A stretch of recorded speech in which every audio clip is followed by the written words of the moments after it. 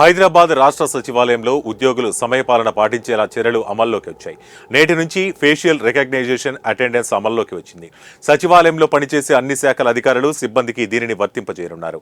Outsourcing సచివాలయం head నుంచి వేతనాలు పొందే ప్రతి ఉద్యోగికి తప్పనిసరిగా ఫేషియల్ అటెండెన్స్ అమల్లో ఉంటుందని ప్రభుత్వం ఉత్తర్వులు జారీ చేసింది.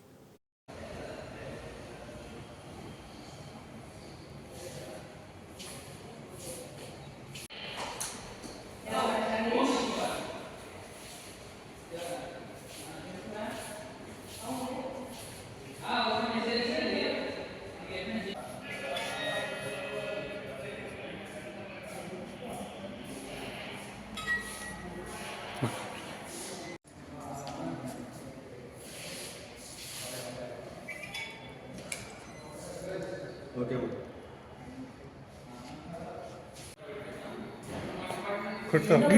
కొట్టాము